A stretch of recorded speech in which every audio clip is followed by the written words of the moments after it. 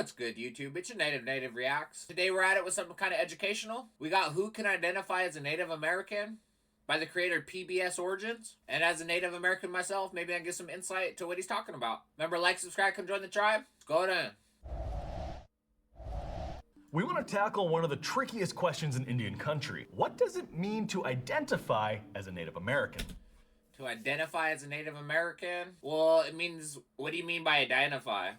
If you're claiming to be Native American, then you're either a descendant or enrolled member of a tribe. So either you have a tribal ID or your dad or mother do. But I know a lot of people that claim to be Native just because they live on the res and grew up around natives. And they do identify as Native, which I consider them Native. But if you want to be technical, if you don't have Native blood in you, then no, you're not Native. Just like I grew up on the res for part of my life. The other half of my life, I grew up in a town that had a lot of Mexican population. And I got real good friends that are Mexican. But just because I grew up around them before I went to the res, doesn't mean I can identify as a Mexican, if that makes any sense. Oh, and also you can get adopted into a tribe. So even if you don't necessarily have Native blood in you, if the tribes accept you as one of them, they can vote to let you in.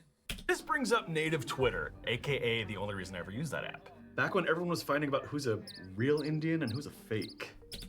The only fake natives that come to mind that made it big in the news is that Elizabeth Warren. She's that senator that got college scholarships, I believe, because she was Native. And then I heard they made her do a DNA test and she doesn't have any Indian blood. Yes, most people still call us Indian. Well, basically she's false claiming. She's not Native at all. And she took away scholarships from actual Native people to go to school. That's messed up in my opinion. I was like, okay, whatever.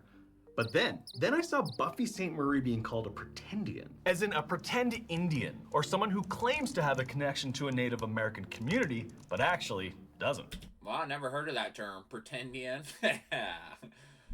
There is a lot of them. But Buffy? The woman we featured in the first episode? The woman who sang this? I mean, she penned songs that spoke to the issues facing Indian country while also advocating for various indigenous causes, which became a main part of her work. So, does advocating for indigenous culture make you Native? Or does it make you an ally? No, you can advocate for different things. I could advocate for any social justice cause. It doesn't make me that. Let's say I'm Eminem and I do hip-hop, and hip-hop culture accepts me as a whole as one of the best rappers ever. We all know hip-hop culture is a black culture. Does that make Eminem black? No, and I'm sure he advocates for hip-hop culture. Or something else entirely? Well, buckle up, because we're about to find out. This is a People's History of Native America with me, Tyler Clare. How many times have you heard someone say, my great-grandmother was a Cherokee princess? Or, I took a DNA test, I'm Native too. A million times. Well, for Natives, we've heard it countless times. This idea of a unified Native American identity is a colonial invention. Yeah. Back in the day, we were in bands and tribes. We didn't even come together as a whole. I think they put that general umbrella around us because of the land that we were in when they were conquering us. All this begs the question, what does it mean to be a member of an Indian tribe? Well, every tribe counts their members differently. Some use descendancy records, others use blood quantum. This information was collected as part of the American government's tribal rolls back in the late 19th and early 20th centuries. Blood quantum specifically comes from the Dawes Act, where some tribes had their reservation land divided up by the federal government to give individual tribal members their own slice of land. This gave way for the government agents to divide our blood into quarters and determine who gets what land. That's why some tribal nations prefer to use descendancy, which grants citizenship to those who can trace their lineage through either the paternal or maternal side back to that tribe. But in the role of identity politics, citizenship isn't everything. Because citizenship, like blood quantum, is again a colonial construct. Our historic systems of community and kinship did not revolve around a plastic tribal ID card, but through cultural and personal connections. Marriage, adoption, long-term residence, or even practicing traditional lifeways, such as learning the language, practicing the religion, or any tribal cultural values could grant acceptance into a tribe. While our old practices of community adoption still exist to a certain extent today, racialized citizenship standards for Native Americans persist. It's true. Natives are the only people that I know that you have to prove that you're Native. Meaning, like he explained, you have to have Native blood in you, or you have to prove through your family lineage that you are that. For example, if you consider yourself to be white or black, You don't have to prove anything, if that makes any sense.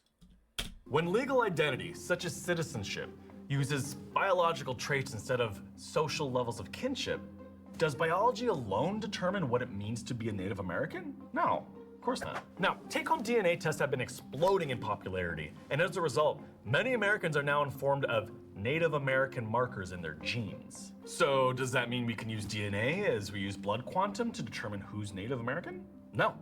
Do not pull an Elizabeth Warren. Those genetic markers are not exclusive to Native Americans, and even if they were, they have no indication of which tribe you're related to, if any at all. DNA has no connection to any tribal culture or belonging. Blood quantum, despite being imperfect, implies a trackable lineage from generation to generation. For instance, tribal governments and communities decide who's a member of the community through blood quantum. The people not belonging to that tribe have to respect that. After all, tribes are sovereign governments and use citizenship for more reasons than identity. Citizenship determines a person's access to tribal lands, healthcare, and education, and sometimes per capita payments. The payments equate to a dividend of the profit from tribal enterprises. The majority of per capita payments to tribal members is around $1,000 per year. Considering that 1 of 4 Native Americans live below the poverty line, tribes must be judicious about who is entitled to these rights. So while citizenship is important to access the economic and political identity of Native Americans, it is not the determining factor of who can identify as one. Okay, are you still with me? Because this is where it gets even more complicated. On one hand, there are tribal citizens who are not connected to their community, language, or culture, yet have the political status of a tribal member. On the other, there are people who identify with a tribe because they were raised by tribal members, practicing language and culture, and even currently living on the reservation, but do not meet blood quantum requirements for enrollment. But let's bring in an actual Indigenous academic, Holly Mackey, an associate professor of educational leadership at North Dakota State University, to help us understand this complex situation.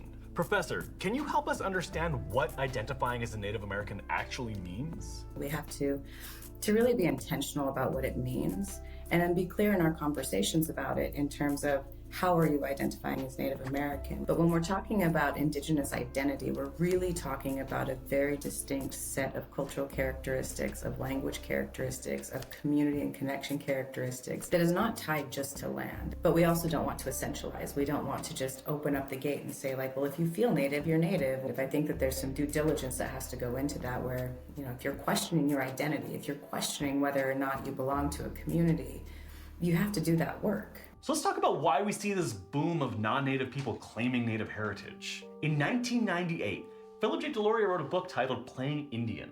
This book outlines how the phenomena of non-Natives portraying Natives, which goes back to, well, the birth of this nation. Wow, it looks interesting. I should get that book. He uses the Boston Tea Party as a historical example of this impulse to... I would assume back in the day, people would hide being Native because they'd be judged on it. But I didn't know back in the day people claimed to be Native that weren't Native. What's the benefit of that? America was very racist at that time. They probably hate on you for being Native. So let's see what you guys talk about. Impersonate Native Americans while participating in American politics. He argues that in the construction of the United States, we had European settlers trying to distance themselves from their roots as much as possible. So, a misrepresentation of our Native American identity is actually what informs early American identity. To Deloria, the act of playing Indian created a unique American culture while portraying Native Americans as destined to be extinct. Perpetuating these myths are only a small segment of how playing Indian harms the lives of actual Indians. But from our treaty rights to our unique experience, we're finally receiving more opportunities for social mobility. However, we're finding that some of these opportunities are actually being occupied by non-natives who are claiming to be Native.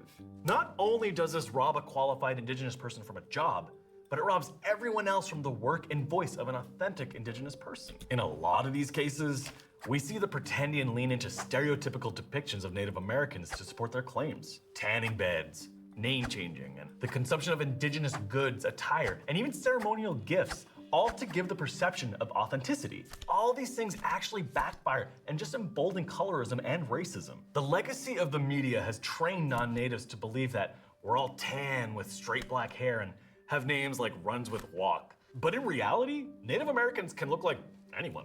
Professor Mackey, can you help us out here? I mean, how do we move forward? People who are non-native, who are claiming to be native, particularly if they don't know, need the humility to step back and say, oh, you might be right. And I don't have that patience for the people who know. But when it comes to these unnecessary attacks or this volatility, I don't think that that's how our people were. And so trying to model for people that you can have the conversation without it turning into an argument, without it turning into unnecessary conflict is going to be important moving forward. But, ultimately, people who are doing it intentionally, they don't care, right? They're just hoping not to get caught. And so for those people, I pray for them. We thank you for your time and your thoughtful insights, Professor Mackey. So, where do we stand now? According to the US Census, from 2010 to 2020, the number of people who identify with having an indigenous heritage went from 5.2 million in 2010 to 9.6 million in 2020, with most who are self-identifying living off the reservation. This 87% increase of some of the people suddenly identifying as indigenous may be true. The reality is, at the same time of this surge of self-identifying Native American people, fertility rates among Native women from 2008 to 2016 have fallen by about 24%. Look, it's clear from the numbers alone that there's some pretending going on. Like Sasheen Littlefeather, real name Maria Louise Cruz, who used her platform to speak up about indigenous representation in Hollywood. But according to her sisters, Littlefeather then fabricated parts of her life and identity around harmful stereotypes, such as growing up in poverty with prevalent alcohol abuse. But it's also important to remember the trickle-down effects of having pretendians writing real laws, teaching real classes, or becoming thought leaders on the many important issues across Indian country. So what about Buffy St. Marie? I mean, yes, CBC reports her name is technically Beverly Santa Maria, and sure, she was born in Boston to two white parents, but she did make a meaningful connection to the tribal nation. In 1964, she was officially adopted into the Piaput Nation in Canada, and even if it was under false pretenses, it's only up to the Piaput Nation if they want to change their mind. At the same time, we have to learn from this Buffy situation. Not have to do any of this. That's what's so frustrating. Anyone can be an ally of Native Americans, but not by occupying space and resources reserved specifically for us. Because when we enter a space, we bring all the things you've been learning about watching on this series. We have parents who survived boarding schools. We're connected with our... My grandpa went to a boarding school right here in Washington State. People talk about, oh, that was a long time ago. My grandpa's barely 60 years old. He went through that when he was a kid. That shit gets me riled up. I don't even like talking about that. land. We might know our language and customs, and if we don't, we know why we don't. We as natives know the last names in our community because it's so tight-knit. If we don't know you personally, we certainly know some of your family. People can call us white, brown, or black, or the infamous apple. White on the inside, red on the outside. Those who antagonize us often never know which tribe we're from, let alone how to pronounce it. Well, that was dope. Super informative. Let me know down in the comments. Who do you think should be able to identify as Native American? All right, see you guys on the next one.